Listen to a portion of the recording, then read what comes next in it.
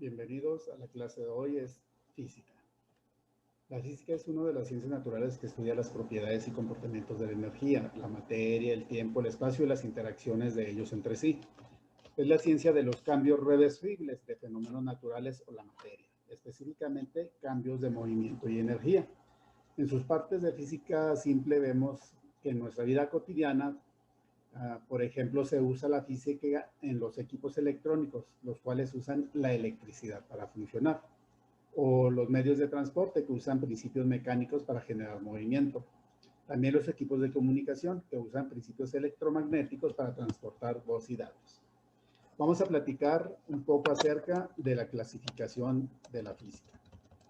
Las ramas de la física son la física clásica y moderna, y son dos divisiones que de esta ciencia se hace en función a la fecha de aparición en la historia. Sobre ello vamos a platicar un poquito. Las ramas de la física clásica vienen a ser la mecánica, la óptica, la acústica, el electromagnetismo y la termodinámica, mientras que de la física moderna son la física nuclear, la atómica, de las partículas elementales, la física relativista y la mecánica cuántica. En cuanto a las ramas de la física clásica, es la física antigua, que ha venido evolucionando en el tiempo y que es anterior a la física moderna. Se trata del estudio de todas las teorías previas a cambios de paradigmas mayores o a nuevas teorías basadas en antiguos paradigmas. Primero vamos a platicar acerca de la mecánica. Esta rama de la física estudia el movimiento de los cuerpos bajo la acción de fuerzas y su evolución en el tiempo. Describe el movimiento de cuerpos macroscópicos, desde proyectiles hasta objetos astronómicos, tales como las naves espaciales. Se divide a su vez en cinemática, que considera la relación espacio-tiempo, y en dinámica, que considera las causas. En cuanto a la óptica, estudia los fenómenos asociados a la luz considerada como una onda. La física óptica es la rama de la física que estudia el comportamiento, la propagación y las propiedades fundamentales de la luz y su interacción con la materia, así como la construcción de aparatos que la detectan o se sirven de ella. Describe el comportamiento de la luz visible, de la radiación ultravioleta y de la radiación infrarroja. Por otro lado, la acústica estudia el sonido, el infrasonido, ultrasonido también, utilizando modelos que se apoyan de las matemáticas. Tiene a su vez especialidades como la aeroacústica, que estudia la generación de sonido a través del movimiento del aire, o la bioacústica, que estudia la audición y producción de sonidos animales. El electromagnetismo estudia los fenómenos asociados a la electricidad y al magnetismo, describiendo las cargas eléctricas tanto en reposo como en movimiento. El electromagnetismo es una teoría basada en magnitudes físicas vectoriales dependientes de la posición en el espacio y del tiempo, aplicable a fenómenos físicos macroscópicos. Mientras que la termodinámica estudia cómo la energía se transforma en calor y su conversión en trabajo. El comportamiento de los sistemas se rige por 4 leyes de la termodinámica, los cuales vamos a estar viendo en el transcurso de las clases. Pero para mencionarles es el principio cero de la termodinámica, primero, segundo y tercer principios de termodinámica. Platiquemos ahora acerca de las ramas de la física moderna. La física moderna se refiere a concepciones post-newtonianas de la física. Se inicia a principios del siglo XX con el estudio del cuanto de energía por el científico alemán Max Planck. Esta rama de la física estudia los fenómenos que alcanzan la velocidad de la luz o la exceden. Y tenemos, en primer lugar, a la física nuclear. Es la rama de la física que estudia los núcleos atómicos de forma individual, sus componentes e interacciones, sin incluir a los electrones. Como resultado de este estudio, emerge el uso de la fuerza nuclear, la medicina nuclear, las imágenes de resonancia magnética y las armas nucleares, entre otras aplicaciones. Mientras que la física atómica es la rama de la física moderna que estudia los átomos como un sistema aislado de electrones alrededor de un núcleo atómico. Se enfoca en el arreglo de los electrones alrededor del núcleo y los procesos por los cuales estos arreglos cambian. Esta rama de la física suele confundirse con la física nuclear, pero desde la perspectiva científica son dos ciencias distintas, ya que la física atómica considera en su estudio el núcleo con sus electrones, mientras que la física nuclear considera solo el núcleo atómico.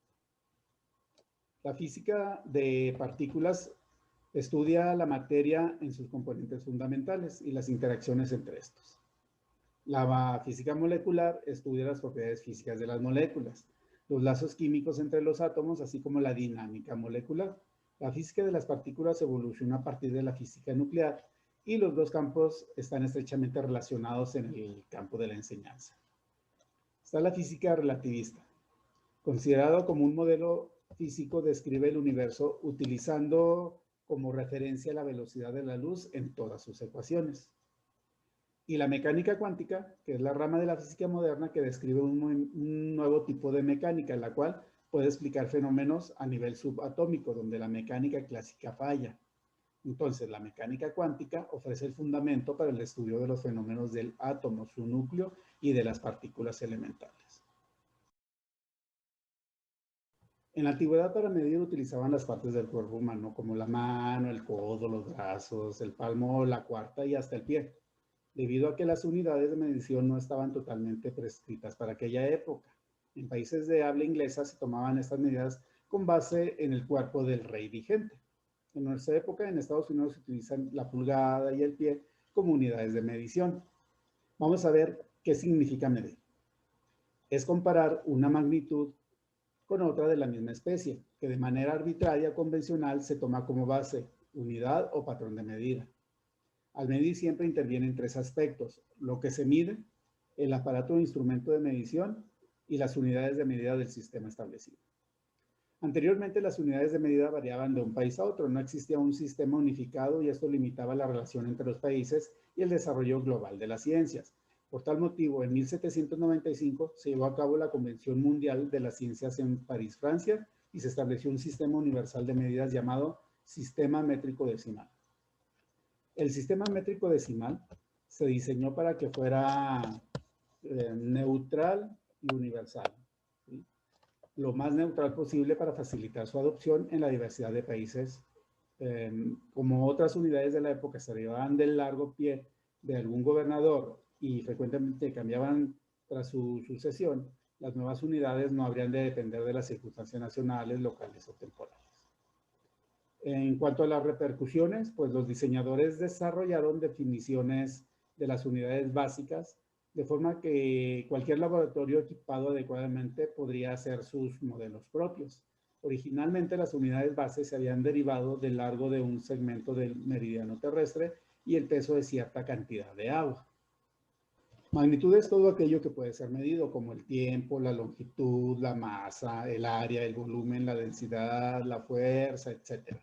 Y se representa con un número y una unidad. Las magnitudes fundamentales son aquellas que se definen como un número y una unidad y sirven de base para obtener las demás magnitudes utilizadas en la física. Las unidades básicas fundamentales del sistema métrico decimal son, por ejemplo, de la longitud, el metro; de masa, el kilogramo; y de tiempo, el segundo. De ahí también que se le denomina como sistema de unidades MKS por metro, kilogramo y segundo, de acuerdo a sus siglas. Las 7 unidades fundamentales del sistema internacional se presentan en la siguiente tabla como símbolo, con su símbolo correspondiente. Por ejemplo, en cuanto a la magnitud, que es la longitud, la unidad es el metro y el símbolo es M. Para masa es kilogramo, kg. Tiempo, en segundo, representado con la S. Corriente eléctrica, se mide en amper, ¿sí? Y el símbolo es A mayúscula. La temperatura en Kelvin con el símbolo K. La cantidad de sustancia se mide en mol y mol. La intensidad luminosa se mide en candela y se representa como CD. A continuación, se enlista la definición de cada una de las magnitudes fundamentales. Muy bien, el metro. El prototipo era una barra de platino y se definió como la distancia recorrida por la luz en el vacío durante un intervalo de 1 sobre 299.792.458 de segundo. Kilogramo. Se definió a partir de la masa de un cilindro fabricado con una aleación de platino iridio que se conserva en la Oficina Internacional de Pesas y Medidas de Sèvres, Francia. El segundo es el tiempo que requiere un átomo de cesio, 133, para realizar 9.192.631.770 vibraciones que corresponden a la transición entre dos niveles hiperfinos del estado fundamental. Amperio. Intensidad de una corriente constante que mantiene mantenida entre dos conductores paralelos, rectilíneos de longitud infinita y de sección circular despreciable, separados por una distancia de 1 metro y situados en el vacío. Produce entre dichos conductores una fuerza de 2 por 10 a la menos 7 newtons por cada metro de longitud. El Kelvin se definió como la fracción 1 sobre 273.16 de la temperatura triple del agua. El punto triple del agua corresponde a la temperatura y presión únicas de la que el agua, el vapor de agua y el hielo pueden coexistir en equilibrio. El mol es la cantidad de sustancia de un sistema que contiene un número de entidades elementales equivalente a la cantidad de átomos que hay en 0.012 kilogramos de carbono 12. Finalmente, tenemos a la candela, que es la intensidad luminosa de una dirección dada de una fuente que emite una radiación monocromática de frecuencia 540 por 10 a la 12 Hz. Existen magnitudes derivadas, las cuales se expresan en términos de dos o más magnitudes fundamentales. Ejemplo de ellas son el área, que son 2 unidades de longitud, el volumen, con 3 unidades de longitud, la velocidad de longitud y tiempo, la aceleración es de longitud y tiempo al cuadrado. La fuerza es magnitud, longitud y tiempo al cuadrado. El trabajo en masa, longitud y tiempo al cuadrado, etc. En 1881, en el Congreso Internacional de los Electricistas realizado en París, Francia, y a la propuesta del científico alemán Carl Friedrich Gauss, se adoptó un sistema llamado absoluto, el sistema sexagesimal, donde las magnitudes fundamentales y sus unidades de medida son de longitud el centímetro, de masa el gramo y de tiempo el segundo. De las siglas de centímetro, gramo y segundo se derivó su nombre como sistema CGS y fue utilizado para expresar cantidades pequeñas. En la actualidad el sistema de medición que utilizamos es el sistema internacional. En la siguiente tabla vamos a hablar de algunas magnitudes fundamentales y derivadas de uso más frecuente, así como la equivalencia en el sistema CGS y en el sistema inglés. Por ejemplo, de longitud, en el sistema internacional es el metro, en el CGS es centímetro y en el inglés es pie. Mientras que la masa se mide en el sistema internacional con kilogramo, CGS gramo e inglés libra. El tiempo en segundos, también en el CGS en segundos, igual en el sistema inglés. Y así con cada una de las magnitudes que más se utilizan. Además de las unidades básicas del sistema internacional, como es el metro, kilogramo y segundo, también se pueden utilizar otras unidades como el kilómetro, el milímetro, el nanosegundo, etcétera, donde los prefijos kilo, mili y nano denotan múltiplos o submúltiplos de la unidad patrón en potencias de 10. Por ejemplo, tomemos como valor el 10 a la potencia 12. Si lo representamos como número, sería el 1 con los 12 ceros. Entonces, ¿qué nos está representando? 1 billón. Pues bien, el prefijo que se usa en este caso es el tera. El símbolo es T y se lee como 1 billón. O en el caso del 10 al cubo, a la tercera potencia, el número sería 1 seguido de 3 ceros. El prefijo es kilo, el símbolo es K y se lee como 1000.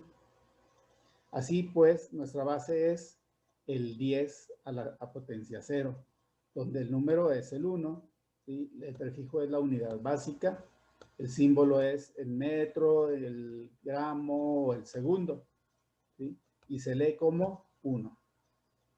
Mientras que si nos vamos ahora de manera inversa, por ejemplo, el 10 a la menos 9, ¿sí? Sería representado de esta manera, o 9 números antes 9 ceros, perdón, antes del 1, ¿sí? Y se representa como nano, ¿sí? El símbolo es N y se lee como 1000 millonésimo.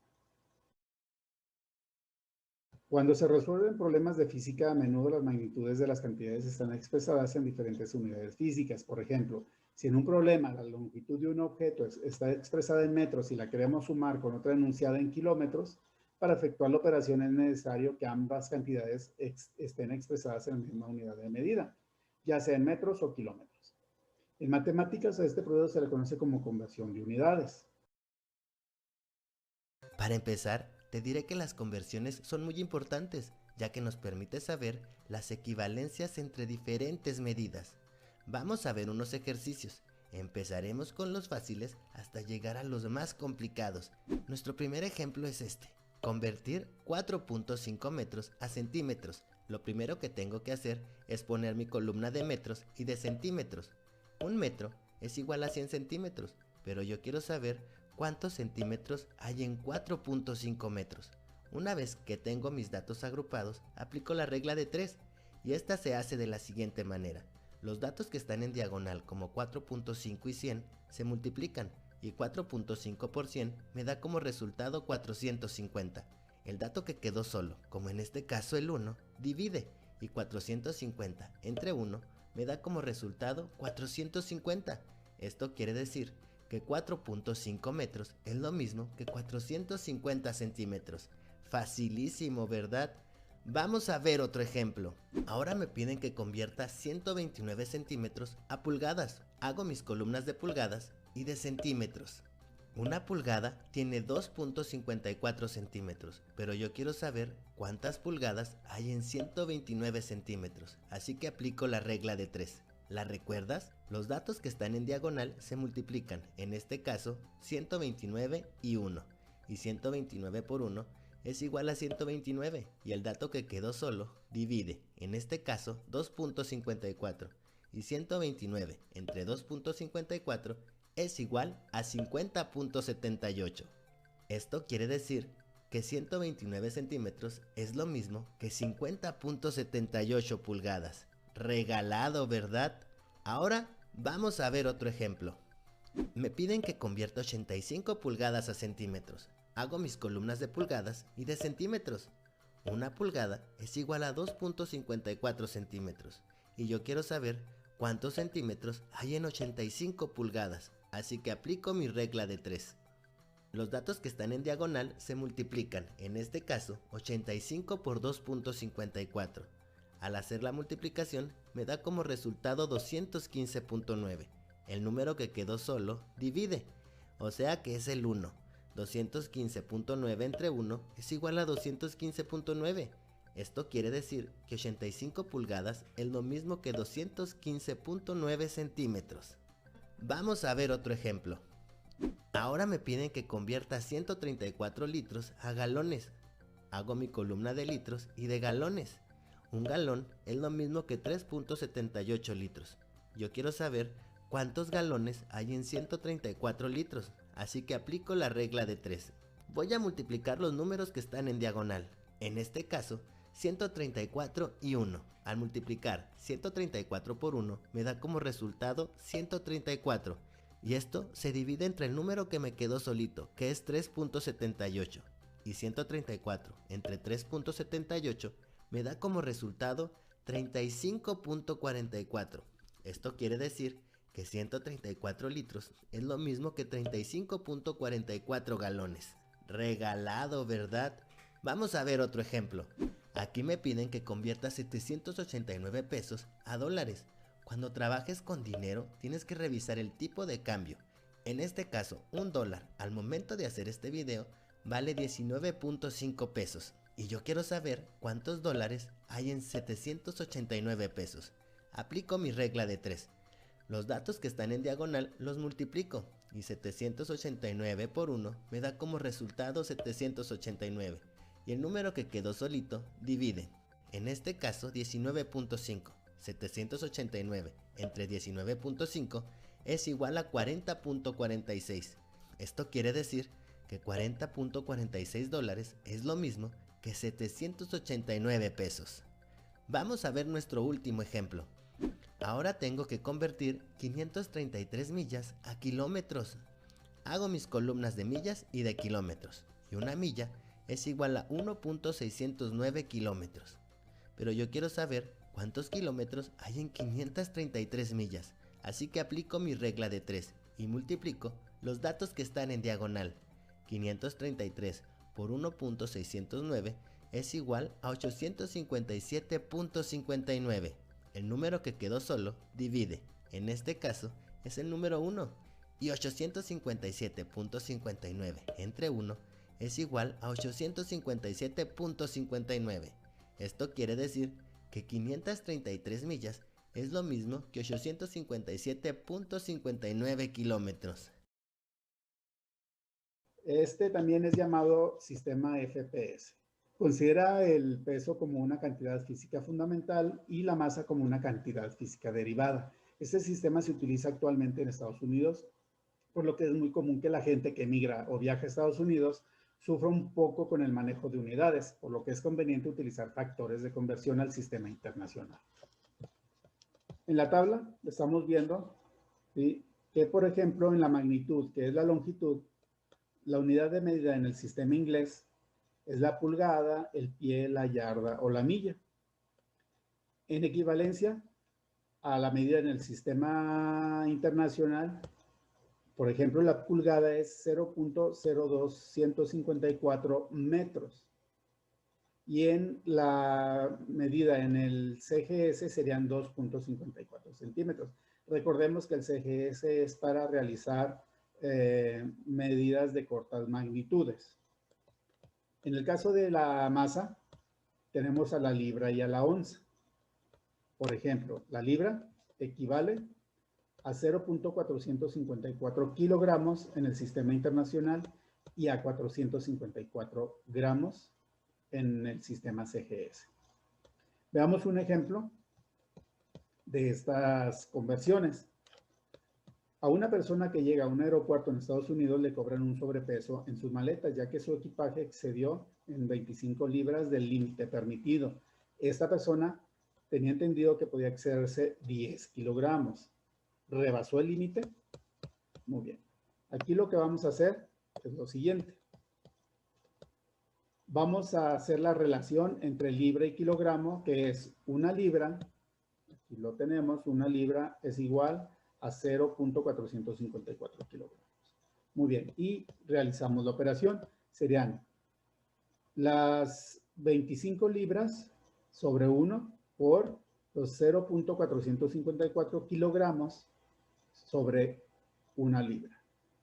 Hacemos las operaciones, eliminamos las libras, ¿sí?, y nos quedaría como resultado 11.35 kilogramos. Por lo tanto, sí excedió el límite permitido, ya que llevaba 25 libras que equivalen a 11.35 kilogramos. Notación científica es la que permite escribir grandes o pequeñas cantidades en forma abreviada con potencias de 10. Empecemos con la potenciación. Aquí tengo el número 10 elevado a la segunda potencia. Al número 10 se le llama base y al número 2 exponente. El exponente nos va a decir cuántas veces se multiplicará la base por sí misma, en este caso 2, y quedaría 10 por 10, y esto nos da como resultado 100. Veamos otro ejemplo. Si tengo 10 a la tercera potencia, tengo 10 por 10 por 10, que es lo mismo que 1000. Si tengo 10 elevado a la cuarta potencia, es lo mismo que 10 por 10 por 10 por 10, y esto es igual a 10.000. Como te puedes dar cuenta, en el caso del número 10, cuando se eleva a cierta potencia, el exponente es la cantidad de ceros que tendremos. Por ejemplo, aquí tenemos 10 elevado a la segunda potencia y tenemos 2 ceros. 10 elevado a la tercera potencia y tenemos 3 ceros. Y cuando el 10 esté elevado a la cuarta potencia, tenemos 4 ceros. Facilísimo, ¿verdad? Ahora sí, vamos con la notación científica. Esta se utiliza para representar cantidades muy grandes o muy pequeñas, y para expresarlas se utiliza la potencia de base 10. Por ejemplo, aquí tenemos 9.25 por 10 a la tercera potencia, y esto queda así. 9.25 por y 10 a la tercera potencia es lo mismo que 1000. ¿Recuerdas que el exponente nos decía la cantidad de ceros que tendría? Pues en este caso es 1000. Al multiplicar 9.25 por 1000 nos da como resultado 9250. Te recuerdo que en México utilizamos la coma para separar los miles. Y hay una forma más fácil de hacerlo, que es 9.25 por 10 a la tercera potencia. El exponente nos va a decir cuántas veces moveremos el punto a la derecha. Por lo tanto, esto es igual a 9.25. Y mi punto lo recorro 3 lugares como dice el exponente. 1, 2 y 3. Como ves, el punto ya quedó al final y aquí, donde queda un hueco, se pone un 0 y listo. Nuestro resultado es 9250. Facilísimo, ¿verdad? Vamos a ver otro ejemplo. Aquí tengo 18.93 por 10 a la quinta potencia. Recuerda que el exponente nos dice cuántas veces moveremos el punto a la derecha. Entonces aquí tengo 18.93 y el punto lo moveré 5 veces. 1, 2, 3, 4, 5. Y el punto quedó al final. Recuerda que en los huecos agregamos ceros. Y listo. Nuestro resultado es 1.893.000. Recuerda que las comas se utilizan para separar los millones y los miles. Y el punto decimal para separar los números decimales. Facilísimo, ¿verdad? Nuestro siguiente ejercicio es 27 por 10 a la cuarta potencia. Esto quiere decir que el punto decimal lo voy a mover 4 lugares a la derecha. En este caso, el 27 no tiene punto decimal, entonces suponemos que es un entero y lo ponemos aquí a la derecha. Entonces, el punto se mueve 4 lugares, 1, 2, 3 y 4. El punto queda aquí al final y en los huecos se ponen ceros, por lo tanto, nuestro resultado es de 270.000. Facilísimo, ¿verdad? Ahora tengo 2.4 por 10 a la menos 3. Cuando el exponente es negativo, tengo que recorrer mi punto a la izquierda. En este caso, lo recorreré 3 lugares a la izquierda.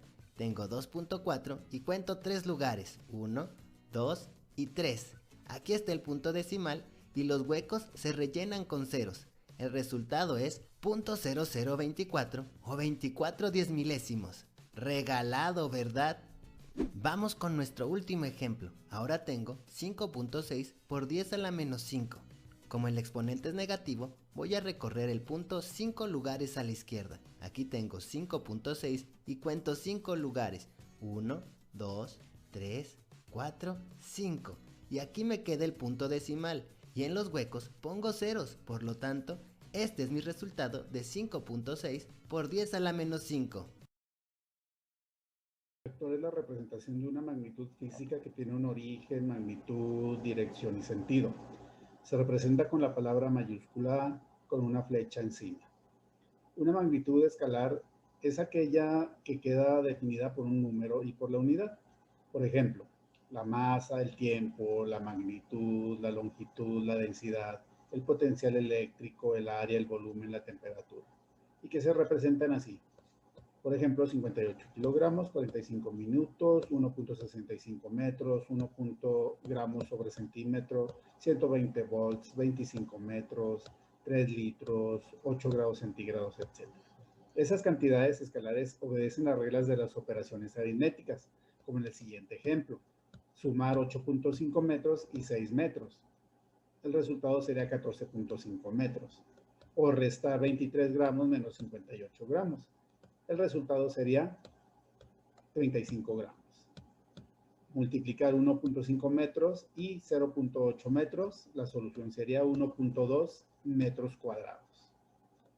Las magnitudes vectoriales son aquellas que además de magnitud tienen dirección y sentido. Por lo tanto, ese tipo de cantidades se utilizan para cuando se requiere conocer la dirección en que se mueve y el sentido del giro.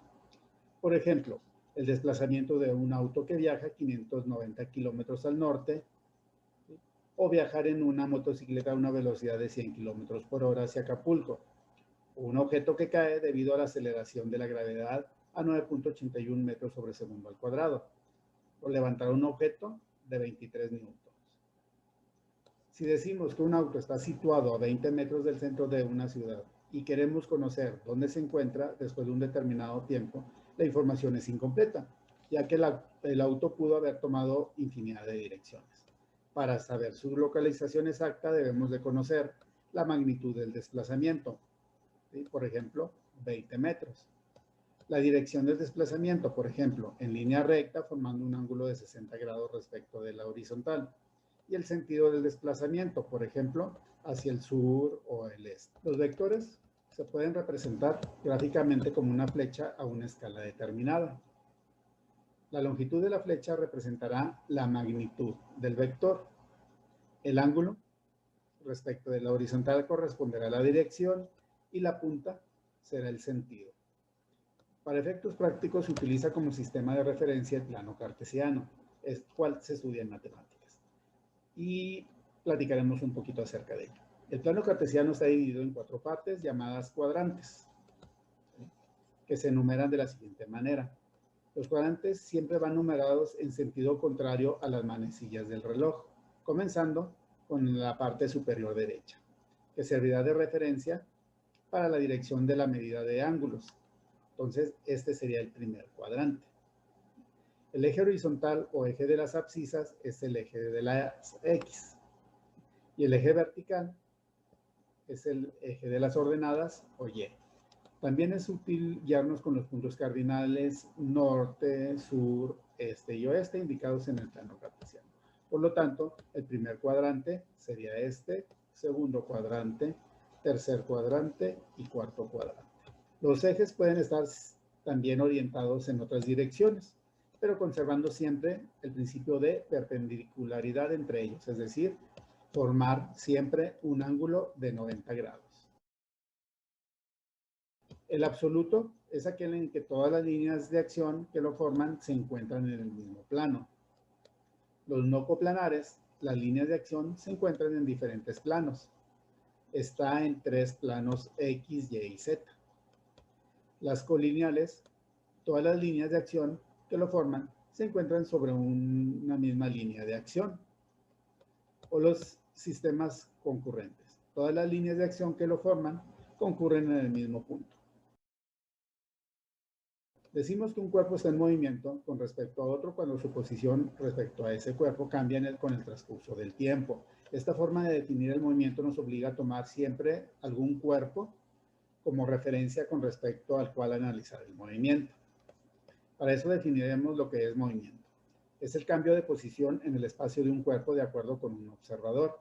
Sistema de referencia es cualquier cuerpo o punto que se selecciona para describir la posición o el movimiento de otros cuerpos. Ya habíamos visto que la mecánica es la rama de la física que se encarga del estudio de los cuerpos en movimiento. Se divide en cinemática y dinámica, como ya lo vimos en el bloque anterior. La cinemática es la parte de la mecánica que estudia los diferentes tipos de movimiento de los objetos sin atender las causas que lo produjeron. Cuando Nicolás Copérnico construyó su modelo heliocéntrico para explicar el movimiento de los planetas, el Sol y la Tierra, señaló que el Sol está en reposo y los planetas, incluyendo la Tierra, girarán alrededor de este. Tenía como punto de referencia el Sol y por lo tanto la Tierra y los planetas giraban alrededor de él.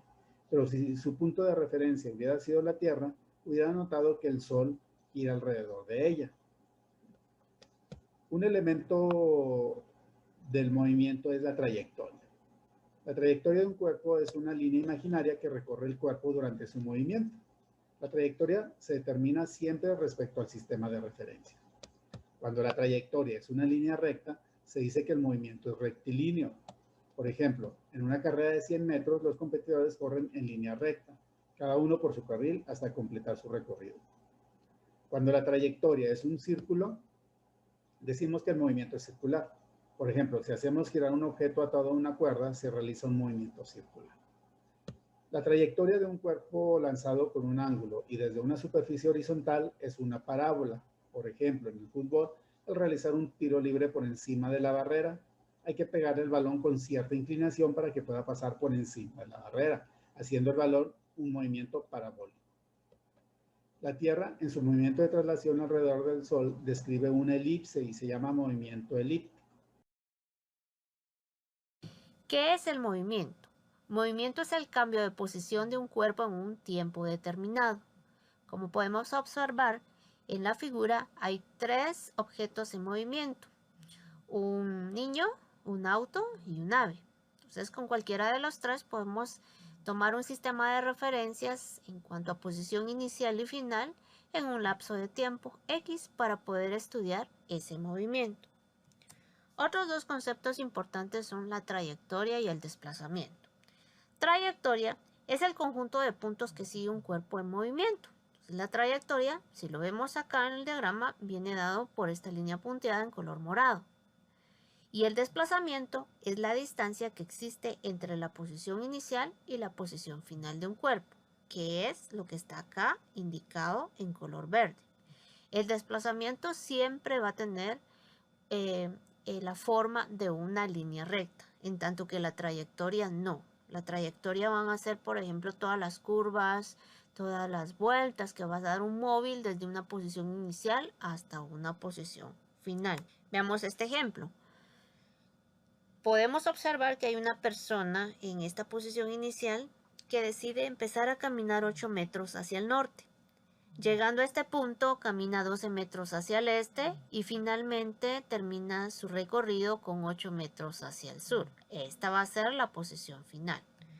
Si me piden entonces determinar la trayectoria, como lo habíamos dicho, es todo este recorrido. Entonces va a ser la sumatoria de todo este recorrido que hizo. Los 8 metros que van hacia el norte, los 12 hacia el este y los 8 metros hacia el sur. En total me da 28 metros. Si yo quiero saber cuál es el desplazamiento, va a ser la diferencia entre la posición final en metros y la posición inicial. Por lo tanto, viene dada de esta manera. El desplazamiento va a ser indicado como x final menos x inicial, en donde x va a ser precisamente la distancia. Y yo voy a tomar entonces esta línea horizontal como referencia, porque es una línea recta, horizontal. Entonces la posición final son estos 12 metros que recorrió. Esta es la posición final. Pero ¿desde dónde inició? Desde una posición 0. Entonces tenemos 12 menos 0 es igual a 12. Ese es el total del desplazamiento. El movimiento rectilíneo uniforme, también conocido como MRU por sus iniciales, es aquel donde el objeto, supongamos este borrador, se mueve con velocidad constante, describiendo una trayectoria que es una línea recta. Entonces, estas son las características del movimiento rectilíneo uniforme. De acuerdo con ello, podemos definir el concepto de velocidad. La velocidad, que vamos a llamar v, va a ser igual a la relación entre la distancia recorrida o espacio recorrido y el tiempo empleado en ello. Esta expresión va a ser la fórmula que rige el movimiento rectilíneo uniforme. A partir de ella vamos a despejar la distancia, que para ello tendríamos que pasar este tiempo que se encuentra dividiendo a multiplicar con la velocidad. Entonces distancia va a ser igual a velocidad por tiempo.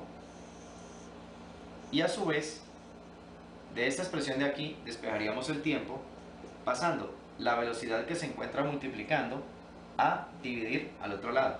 Es decir, tiempo va a ser igual a distancia dividido entre velocidad. Estas tres expresiones son las que vamos a utilizar en problemas de movimiento rectilíneo uniforme. Las tres expresiones se encuentran relacionadas entre sí, pero pudimos apreciar que es esta de aquí la que origina estas dos, es decir, que esta va a ser la relación más importante. Estas tres formulitas las vamos a utilizar en situaciones donde no usemos marco de referencia, a pesar de que habíamos advertido de que tanto el movimiento como el reposo son estados que dependen del marco de referencia utilizado. Recordemos que son estados relativos. Sin embargo, en la física hay situaciones en las cuales no es necesario utilizar marco de referencia, sino fórmulas como las que acabamos de ver. Por ejemplo, si un auto recorre una distancia de 180 kilómetros moviéndose con velocidad constante y en ello emplea un tiempo de 3 horas, podríamos determinar su velocidad sin necesidad de utilizar marco de referencia, simplemente utilizando la definición de velocidad. velocidad es igual a distancia sobre tiempo, entonces velocidad va a ser igual a la distancia, que son 180 kilómetros, sobre el tiempo, que son 3 horas. Esto nos daría una velocidad de 60 kilómetros por hora. Como vimos, entonces, no fue necesario utilizar marco de referencia. Pero en problemas de movimiento rectilíneo uniforme es muy común encontrar problemas enmarcados en un eje X. Por ejemplo, este es el marco de referencia más utilizado para problemas de movimiento rectilíneo uniforme.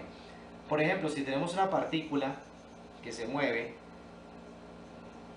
en la dirección del eje X hacia la derecha con una velocidad constante, y suponemos que en el tiempo cero la partícula tiene una posición que vamos a llamar X sub 0, es decir, la posición inicial, y que transcurrido un tiempo t la partícula tiene una posición X, entonces esa posición X se va a encontrar con la siguiente expresión: velocidad por tiempo más posición inicial. Esta va a ser entonces la ecuación de posición para un movimiento rectilíneo uniforme, es decir, cuando utilizamos marco de referencia, como en este caso el eje X. En este caso, la partícula que se desplaza con velocidad constante, su posición X va a estar determinada por el producto velocidad por tiempo, que es análogo a la expresión que demostramos hace un momento, distancia igual a velocidad por tiempo, pero ahora va a estar acompañado de una posición inicial, que es desde la cual se inicia el monitoreo del movimiento. Con esta expresión se pueden generar unas gráficas que son las que usualmente se construyen en el movimiento rectilíneo uniforme, que son las gráficas de posición contra tiempo, la gráfica de velocidad contra tiempo y la gráfica de aceleración contra tiempo. Entonces, de nuevo anotamos la expresión. Suponiendo que la partícula se mueve hacia la derecha, como la que dibujamos hace un momento, entonces la velocidad tendrá un valor positivo. En ese caso, el gráfico de posición contra tiempo va a ser una línea recta ascendente, donde este valor inicial va a ser X sub 0, es decir, la posición en el tiempo cero. Y la pendiente de esta línea recta, es decir, lo que en matemáticas se conoce como m, la pendiente, va a ser igual a la velocidad de la partícula. Como vemos, es una pendiente positiva porque la recta es ascendente, lo cual nos dice que la velocidad es hacia la derecha. El gráfico de velocidad contra tiempo va a ser una línea horizontal, es decir, lo que en matemáticas se conoce como una función constante, ya que la velocidad permanece siempre en el mismo valor. Claro, por tratarse de un movimiento rectilíneo uniforme con velocidad constante. Y el gráfico de aceleración contra tiempo va a ser una línea horizontal, pero que mantiene su valor en cero, porque recordemos que en el movimiento rectilíneo uniforme no hay aceleración, es decir, no hay ni ganancia ni disminución de la velocidad, por lo tanto la aceleración se mantiene todo el tiempo en cero. Esto para el caso de una partícula que se mueva hacia la derecha. Si por el contrario la partícula se mueve hacia la izquierda, el único cambio que vamos a tener allí es en el signo de la velocidad, es decir, la velocidad va a ser un valor negativo, por lo tanto las gráficas van a quedar así. La gráfica de posición contra tiempo ahora va a ser una línea recta descendente, donde este valor inicial va a ser nuevamente X sub 0, pero ahora la pendiente va a ser un valor negativo. Nuevamente la pendiente es la velocidad, pero recordemos que si la recta es descendente, la pendiente es negativa. Para el caso del gráfico de velocidad contra tiempo, la gráfica sería entonces una línea recta horizontal, nuevamente una función constante, pero ahora con la velocidad tomando un valor negativo, es decir, un valor por debajo del cero. Esta gráfica no sufriría cambio, porque igual, si el movimiento es hacia la izquierda, sigue siendo un movimiento rectilíneo uniforme donde no hay modificación en la velocidad, por lo tanto la aceleración mantiene su valor constante en cero. Un motociclista viaja por una carretera recta a una velocidad constante de 90 km por hora. determinar la distancia que recorre en 5 minutos. Bien, tenemos aquí un problema correspondiente al movimiento rectilíneo uniforme. Recordemos que es aquel cuya trayectoria es una línea recta y el móvil permanece todo el tiempo con velocidad constante. Se mueve siempre con la misma velocidad. Entonces tenemos la siguiente información. Velocidad, que es igual a 90 kilómetros por hora. Tenemos el tiempo, que es 5 minutos. Y debemos encontrar la distancia recorrida. Vamos a llamarla D, que desconocemos. Comenzamos por realizar la conversión de la velocidad y del tiempo a las unidades del sistema internacional. Es decir, vamos a llevar todo a metros y segundos. Entonces vamos a multiplicar por los factores de conversión necesarios para llevar, por ejemplo, la velocidad de kilómetros por hora a metros por segundo. Comenzamos por eliminar kilómetros, pasándolo a metros.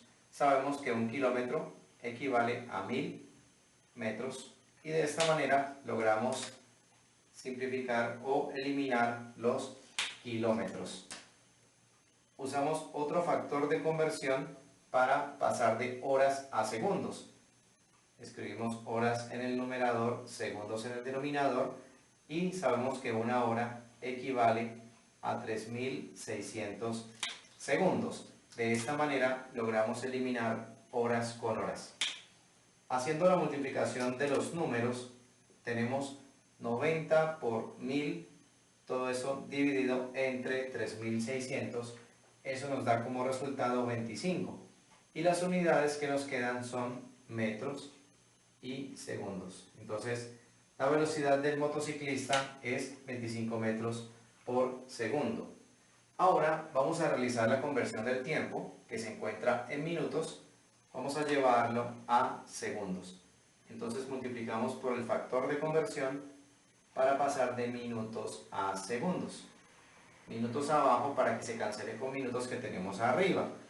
Tenemos que un minuto equivale a 60 segundos y de esta manera minutos se cancela con minutos. Hacemos la operación numérica, 5 por 60, eso nos da 300 segundos. Entonces ya tenemos la velocidad y el tiempo en unidades del sistema internacional, es decir, metros y segundos. Para recordar fácilmente las fórmulas del movimiento rectilíneo uniforme, podemos utilizar la siguiente estrategia. Dibujamos un triángulo, lo dividimos de esta manera y aquí escribimos las letras D, V y T, es decir, distancia, velocidad y tiempo. Si necesitamos la distancia, simplemente tapamos la letra D y nos queda velocidad por tiempo. Entonces, distancia es igual a velocidad por tiempo. Si necesitamos la velocidad, simplemente tapamos aquí la letra V y nos queda distancia sobre tiempo. Y si necesitamos la letra T, o sea el tiempo, entonces tapamos aquí la T y nos queda distancia sobre velocidad. En este caso necesitamos la distancia. Entonces vamos a utilizar esta formulita para encontrar D. Nos queda entonces que la distancia es igual a la velocidad que nos dio 25 metros por segundo y esto multiplicado por el tiempo que nos dio 300 segundos. En ese caso, las unidades segundos se cancelan y nos va a quedar la distancia en metros. Hacemos la multiplicación de los números, 25 por 300, nos da como resultado 7500 y escribimos los metros como las unidades para la distancia. Esta será entonces la respuesta al problema. 7500 metros es la distancia recorrida por ese motociclista en un tiempo de 5 minutos cuando el motociclista viaja con velocidad constante de 90 kilómetros por hora. Ahora platiquemos del movimiento rectilíneo uniformemente acelerado. El movimiento rectilíneo uniformemente acelerado es el que se presenta cuando una partícula aumenta o reduce su velocidad a un mismo ritmo. Veamos un ejemplo. Supongamos que esta partícula en el tiempo cero tiene una velocidad cero, es decir, parte del reposo. Transcurrido un segundo, su velocidad es, por ejemplo, de 5 metros por segundo. Entonces ya tenemos un vector velocidad hacia la derecha. Transcurrido otro segundo, es decir, en el tiempo 2 segundos, supongamos que la velocidad es 10 metros por segundo. Entonces tendremos un vector un poco más grande hacia la derecha. Y transcurrido otro segundo, es decir, a los 3 segundos, la velocidad es 15 metros por segundo. Entonces un vector mucho más grande y también la partícula moviéndose hacia la derecha. Entonces vemos que la partícula ha incrementado su velocidad moviéndose hacia la derecha. Y ese incremento de velocidad podemos ver que ocurre al mismo ritmo, es decir, de 5 en 5. Entonces, en este caso decimos que la partícula tiene una aceleración hacia la derecha, una aceleración positiva porque va hacia la derecha, de 5 metros sobre segundo cuadrado. Significa entonces que cada segundo la velocidad va a ir ganando o va a ir aumentando de 5 en 5. Veamos el caso contrario, cuando una partícula reduce su velocidad. Supongamos que esa misma partícula se está moviendo en el tiempo cero con una velocidad, por ejemplo, de 18 metros por segundo. Transcurrido otro segundo, es decir, en t igual a un segundo, la velocidad es un poquito más pequeña y supongamos que vale 16 metros sobre segundo. Transcurrido otro segundo, la velocidad es aún más pequeña, es decir, en t igual a 2, y aquí la velocidad instantánea es de 14 metros sobre segundo. Y así sucesivamente. Entonces vemos que la partícula va reduciendo su velocidad de 2 en 2. Entonces en este caso decimos que hay una desaceleración, es decir, una aceleración contraria a la dirección de la velocidad. En este caso la velocidad es positiva, la aceleración sería negativa porque va hacia la izquierda. Entonces tendríamos una desaceleración o una aceleración de menos 2 metros sobre segundo cuadrado. Cada segundo que transcurre, la velocidad se va reduciendo de 2 en 2. Entonces, en este tipo de situaciones es cuando hablamos de un movimiento rectilíneo uniformemente acelerado o desacelerado en el caso de que la partícula reduzca su velocidad. Si no trabajamos con marco de referencia, entonces vamos a usar las siguientes fórmulas. Tenemos la fórmula para la aceleración, que es igual a velocidad final menos velocidad inicial sobre el tiempo transcurrido. La fórmula para la distancia es igual a un medio de la aceleración por el tiempo al cuadrado más la velocidad inicial por el tiempo. Esta que dice velocidad final al cuadrado igual a velocidad inicial al cuadrado más 2 por la aceleración por la distancia. Y esta que dice que la distancia recorrida es igual a la velocidad inicial más la velocidad final sobre 2, y todo esto multiplicado por el tiempo. Tenemos una fórmula para cada necesidad. Observemos que en esta fórmula no tenemos presente la distancia. Entonces, en una situación problema donde nos den, por ejemplo, velocidad final, velocidad inicial y tiempo y necesitamos la aceleración, pues va a ser apropiada esta fórmula. O, por ejemplo, si tenemos la aceleración y el tiempo y la velocidad inicial y necesitamos la velocidad final. Es decir, donde no tengamos que involucrar la distancia recorrida. Esta fórmula de acá, observemos que no tiene la velocidad final. Esta no tiene el tiempo y esta no tiene la aceleración. Entonces tendremos una fórmula para cada necesidad dependiendo de la información que nos dé el problema.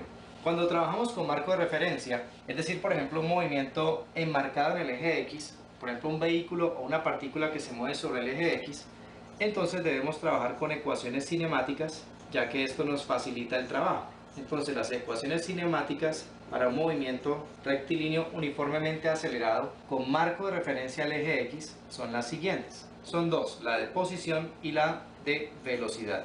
La de posición dice así: la posición en X en cualquier tiempo t va a ser igual a 1/2 de la aceleración por el tiempo al cuadrado más la velocidad inicial por el tiempo más la posición inicial, es decir, la posición que tenemos en el instante 0, en t igual a 0. Y la ecuación de velocidad dice que es igual a aceleración por tiempo más velocidad inicial. Veamos, estas dos expresiones salen de las fórmulas que citamos hace un momento. Por ejemplo, la primera saldría de esta fórmula que escribimos ahora, que dice que distancia es igual a 1/2 por la aceleración tiempo cuadrado más velocidad inicial por el tiempo.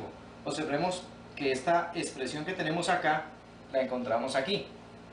Es exactamente la misma.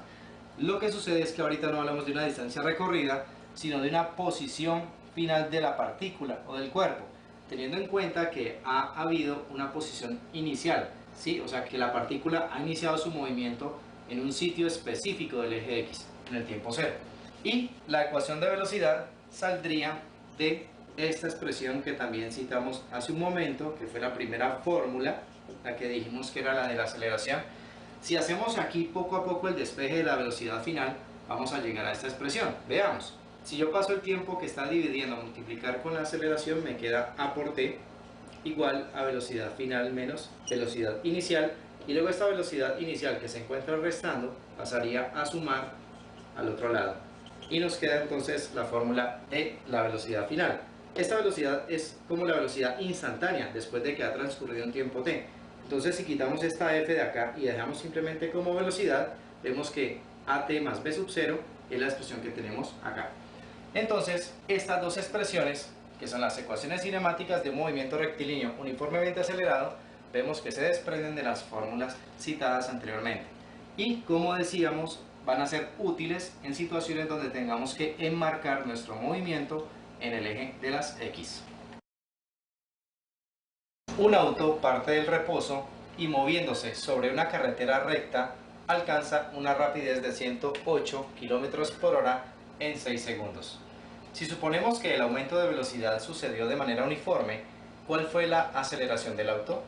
¿Qué distancia recorrió?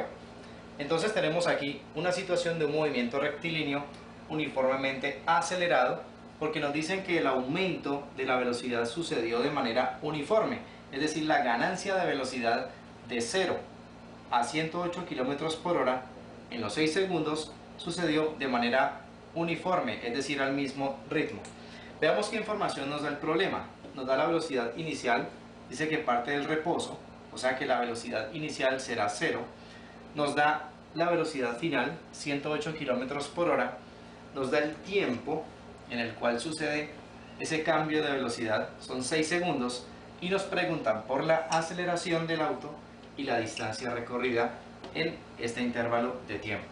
Vamos entonces a sacar los datos del problema y a mirar qué camino utilizamos para la solución. Entonces, tenemos velocidad inicial igual a 0, velocidad final igual a 108 km por hora, tenemos el tiempo transcurrido, que son 6 segundos, nos preguntan por la aceleración y por la distancia recorrida.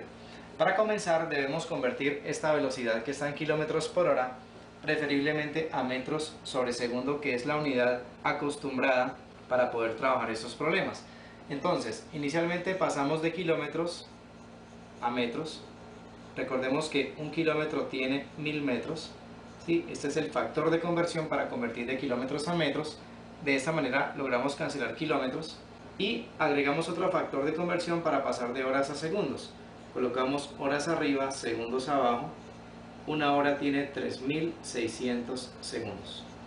Entonces cancelamos horas con horas y efectuando la operación numérica 108 por 1000 dividido 3600, eso nos da un total de 30 metros sobre segundo, que sería entonces la velocidad final. Con esta información, entonces vamos a utilizar una fórmula que nos permita, por ejemplo, encontrar la aceleración conociendo la velocidad inicial, la final y el tiempo. Entonces vamos a utilizar esta fórmula. Aceleración es igual a velocidad final menos velocidad inicial sobre el tiempo. Reemplazamos los valores. La velocidad final entra como 30 porque ya está en metros por segundo, menos la velocidad inicial que sería 0 sobre el tiempo que sería igual a 6. Arriba nos queda 30, 30 sobre 6, entonces nos da una aceleración de 5 metros sobre segundo cuadrado. Debemos colocar las unidades correspondientes a la aceleración, que son en este caso metros sobre segundo cuadrado. Ya tenemos entonces el valor de la aceleración. Vamos a escribirlo: 5 metros sobre segundo cuadrado. Ahora vamos a buscar una fórmula que nos permita encontrar la distancia recorrida. Supongamos que no tuviéramos la aceleración, que únicamente pudiéramos utilizar esos tres datos. Entonces la fórmula más adecuada para utilizar sería esa que dice distancia igual a velocidad inicial más velocidad final sobre 2, y todo esto multiplicado por el tiempo. Veamos, distancia va a ser igual a la velocidad inicial, que es 0, más la velocidad final, que es 30, todo esto sobre 2, y esto multiplicado por el tiempo, que es igual a 6 segundos. Resolviendo, veamos, acá nos queda 30, 30 entre 2 nos da 15, y 15 por 6 son 90 metros. De esa manera entonces tenemos la distancia recorrida por el auto en esos 6 segundos. Entonces aquí ya podemos colocar 90 metros. Supongamos que no se nos ocurrió trabajar con esta fórmula. Pudimos haber utilizado, por ejemplo, esta, que también nos da la distancia. Distancia es igual a 1 medio por la aceleración tiempo al cuadrado más velocidad inicial por el tiempo, ya que conocemos la aceleración. Entonces sería 1 medio por la aceleración, que es 5, ¿sí?, el dato que nos dio, por el tiempo, que sería 6 al cuadrado, más la velocidad inicial, que es 0, por el tiempo, que es 6. Aquí el producto 0 por 6 nos da 0, ese término se nos va, y resolveríamos esta parte de acá. Veamos, 6 al cuadrado es 36, 36 multiplicado por 5 nos da 180, y eso dividido entre 2 nos da 90.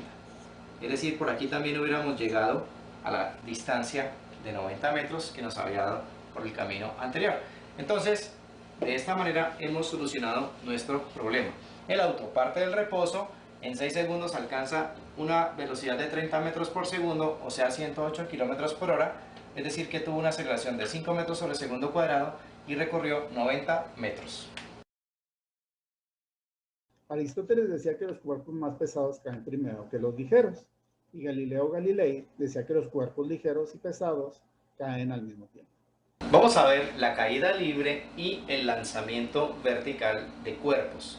Por ejemplo, cuando esta esfera la dejamos caer libremente, es decir, con velocidad inicial 0, observemos que yo no la lanzo, sino que la suelto, entonces vemos que la esfera cae y aumenta su rapidez.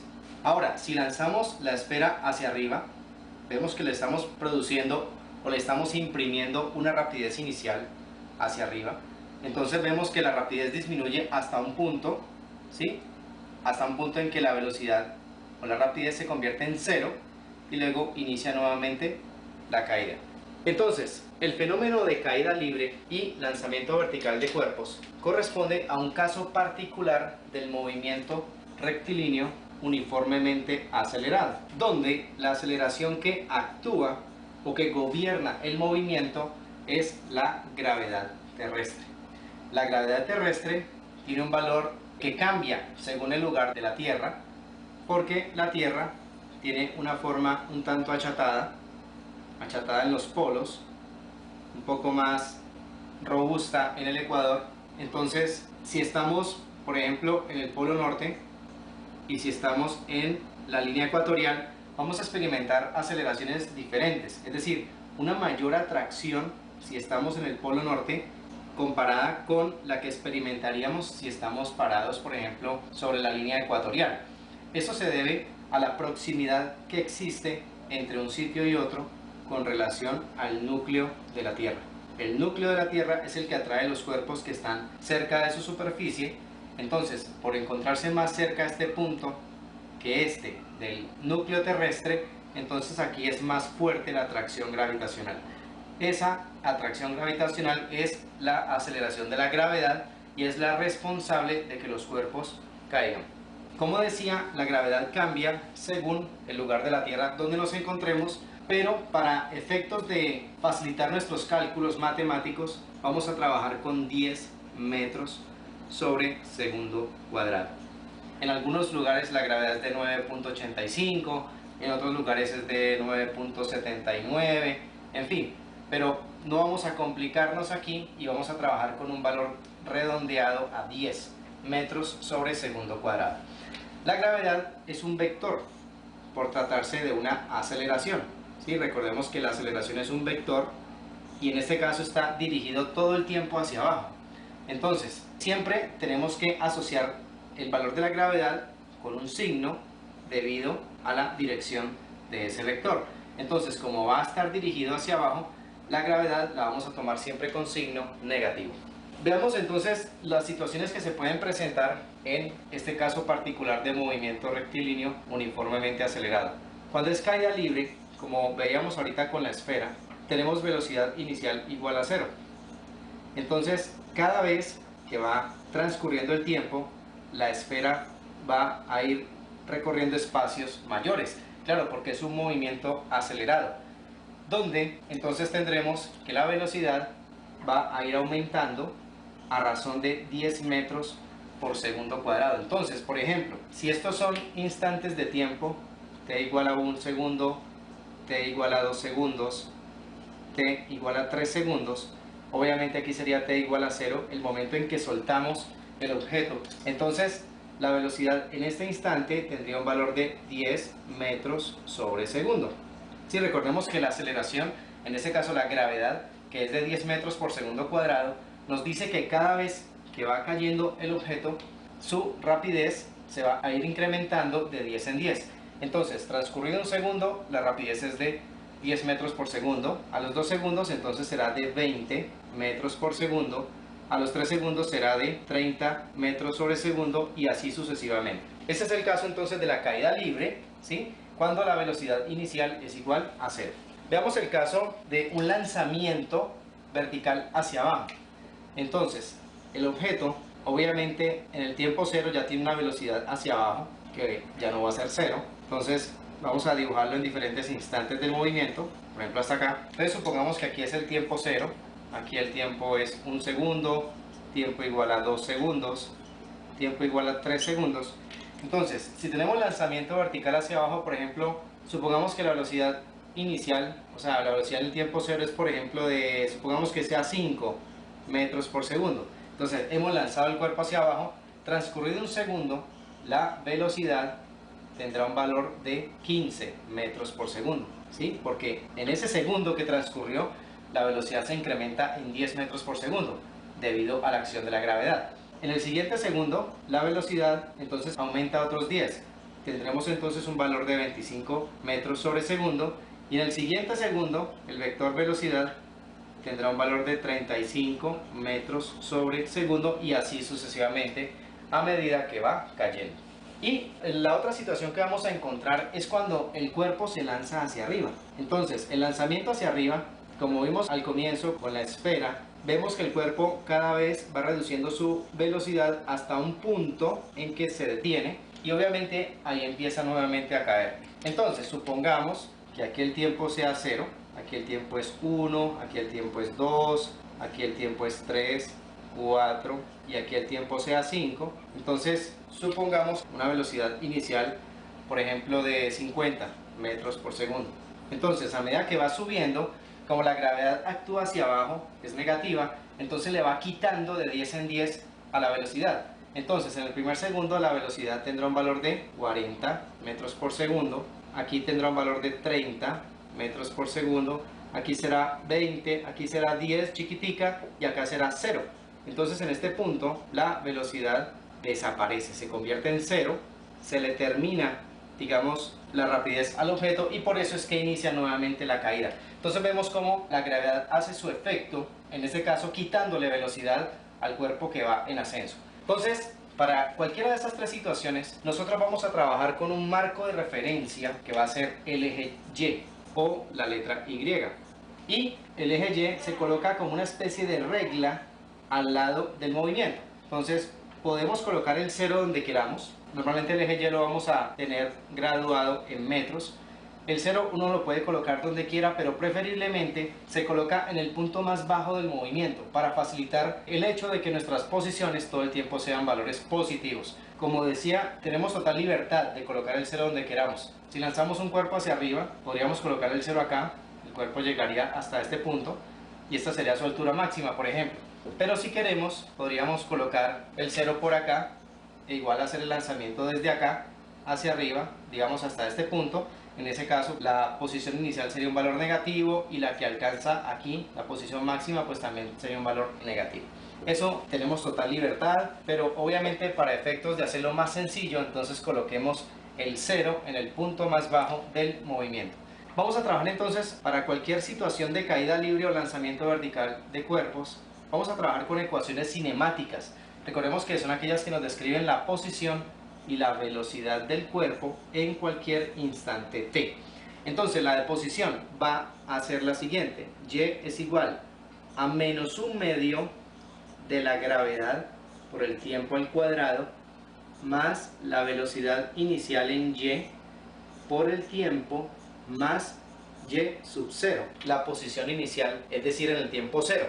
Observemos que aquí entra la aceleración de la gravedad y ya tiene incorporado el signo negativo por el hecho de que la gravedad es un vector dirigido todo el tiempo hacia abajo. Y la velocidad en y será igual a menos gravedad por tiempo más velocidad inicial en y.